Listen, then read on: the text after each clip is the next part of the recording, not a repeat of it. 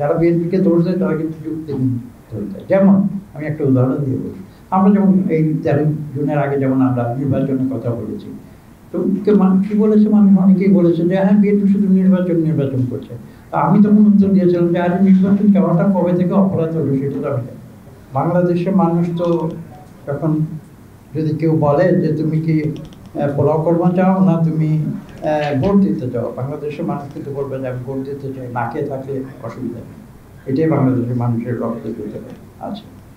তো কাজে নির্বাচন নিয়ে তো আপনারা বুঝতেই পারছেন যে বাংলাদেশের মানুষ কোটি কোটি মানুষ, 12 কোটি ভোটার এখন বলা হচ্ছে ইন রাউন্ড ফিগার্স, তারা ভোট দেওয়ার জন্য উন্মুখ।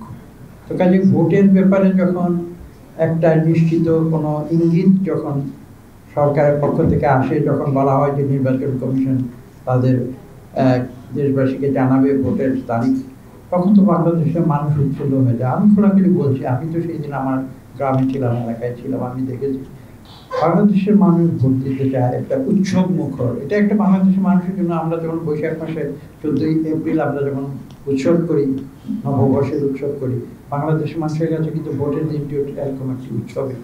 কাজেই তারা উন্মুখ হয়ে আছে কখন ভোট দেবে, কখন তাদের যে মৌলিক অধিকার তারা সেটা প্রয়োগ করবে এবং তাদের সত্যিকার যে প্রতিনিধি তাদেরকে নির্বাচিত করবে। কাজে এটাই হচ্ছে আলোচনার বিষয়। আমরা যেটা আলোচনা করেছি যে ভবিষ্যতে একটা গণতান্ত্রিক পরিবেশ যখন বাংলাদেশে পুরোপুরি ফিরে আসবে, যখন এই দেশে একটি গণতান্ত্রিক সরকার, যখন এখানে জনগণের ভোটে নির্বাচিত হবে, তখন বিলেতের সঙ্গে আমরা ভবিষ্যতে কোন কোন বিষয়ে আমরা উন্নয়ন যে কার্যক্রম সেগুলো আমরা জোরদার করতে পারি সেটি নিয়ে আলোচনা। এবং আমার বিষয়টি দেখুন, এই 13ই জুন একটি মিটিং হয়েছে, এটা অবাক কাণ্ড। আমি খোলাখুলি বলি, সে আমরা যেদিন ডক্টর ইউনূস সাহেবের সঙ্গে দেখা করি, আমি নিজে ডক্টর ইউনূসকে উদ্দেশ্য করে বলছেন আপনি শুধু নির্বাচনের দিনটি আপনি ঘোষণা দেন, দেখবেন যে বাংলাদেশের সব নির্বাচন একদিনে তৈরি হয়ে যাবে। তা আপনারা কি দেখতে পাচ্ছেন না? আমি কিন্তু বাংলাদেশের এখানে সেখানে যেখানে যাচ্ছি 13ই জুন পর থেকে দেখছি আসলে কিন্তু বাংলাদেশের একটা গুণগত পরিবর্তন হয়েছে 13 জুনের মিটিংয়ের পরে। এটা কিন্তু অস্বীকার করার উপায়, যে কথাই বলুন না কেন, মানুষ এখন উৎসাহী একটা সামনের দিকে তাকাচ্ছে। মানুষ সেখানে চিন্তা করছে যে দেশে আবার গণতন্ত্র ফিরে আসবে। এই গণতন্ত্রের জন্যই তো বাংলাদেশ সৃষ্টি হয়েছিল। 71 কেন লক্ষ লক্ষ মানুষ জীবন দিয়েছিল?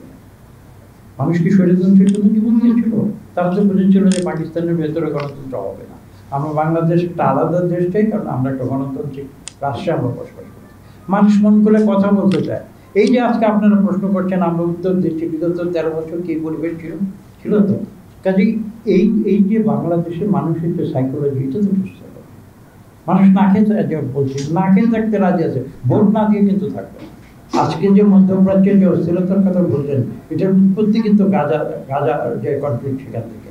কাজে এগুলো নিয়ে আলোচনা হয়েছে যে সার্বিক বিশ্বে এই যে একটা অস্থিরতার দিকে যাচ্ছে, আসলে এটা তো কোনো সুস্থ পরিবেশ নয়। আজকে যেটা বিষয়গুলো, ইউক্রেনের কথা বলবো না কেন, আজকে 2.5 বছর হয়ে গেছে বা বেশি।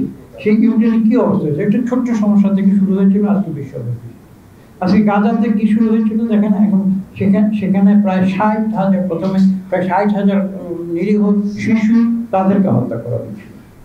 তো এখানে দেখেন, এখানে তো বিলাতেও তো আমরা দেখছি, বলে আলোচনা হয়েছে, বিলাতেও কিন্তু অনেক মানুষ তারা কিন্তু গাজার শিশু হত্যার প্রতিবাদ করেছে। তো কাজেই এই বিষয়গুলো প্লাস সর্বশেষ যেটা ইরান এবং ইসরায়েলের মধ্যে যেটা সর্বশেষ যে দ্বন্দ্ব শুরু হয়েছে, কাজেই আমরা এটা আলোচনা করেছিলাম। একটাই কথা, আমরা শান্তিময় একটা বিষয় আমরা এখানে কনফ্লিক্ট, কিন্তু আসলে সাধারণ কনফ্লিক্টের সবচেয়ে ক্ষতিগ্রস্ত হয় কারা? দেখেন, যুদ্ধ হলে কে বেনিফিটেড হয়, কে কার ক্ষতি হয়, সেটা আপনাদের করতে হবে। যারা সমরাষ্ট্র বানায়, আজকে তো ড্রোন যারা বানায়, এই ব্যবসায়ী কমিউনিটি, তারা চায় যে যুদ্ধ হলে এগুলো ব্যবহার হবে, আরও তারা অস্ত্র বিক্রি করবে। কিন্তু ক্ষতিটা কার হচ্ছে? নিরীহ মানুষ, সাধারণ মানুষ। বম যখন পড়ে তখন তো তারা ধনী দরিদ্র হিসাব করে বমটা পড়ে না, সবার উপরই পড়ে। তো কাজেই এই যে দ্বন্দ্ব, এই যে একটা পরিস্থিতি, এ থেকে বের হয়ে আসতে হবে এবং আমরা একটা শান্তিময় বিষয়টি দেখতে চাই। এই বিষয়টি বাংলাদেশের যে পররাষ্ট্রনীতি, সে পররাষ্ট্রনীতিতে কি বলে? সবার সঙ্গে বন্ধুত্ব। তো কাজে আমরা তো সবার সঙ্গে বন্ধুত্বের সম্পর্ক রেখে কাজ করি, কারোর সঙ্গে শত্রুতায় আমরা বিশ্বাস করি না। একটা কথা আজকে আমি স্পষ্ট আপনি প্রশ্ন উত্তর করছি, বিএনপির প্রতি হিংসা রাজনীতিতে বিশ্বাস করেন, সেটা কি মানুষের প্রতি হোক বা কোনো রাষ্ট্রের প্রতি হোক। আমরা একটা উদারনৈতিক রাজনৈতিক দল, আমরা মধ্যপন্থী রাজনৈতিক দল।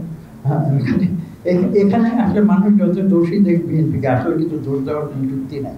যারা বিএনপিকে দোষ দেয় তারা কিন্তু যুক্তিহীন দোষ দেয়। যেমন আমি একটা উদাহরণ দিয়ে বলি, আমরা যেমন এই 13 জুনের আগে যেমন আমরা নির্বাচনের কথা বলেছি, তো কি বলেছে মানুষ, অনেকেই বলেছে যে হ্যাঁ বিএনপি শুধু নির্বাচন করছে। আমি তখন উত্তর দিয়েছিলাম যে আরে নির্বাচন কেমনটা কবে থেকে অপরাধ হলো সেটা তো আমি জানি।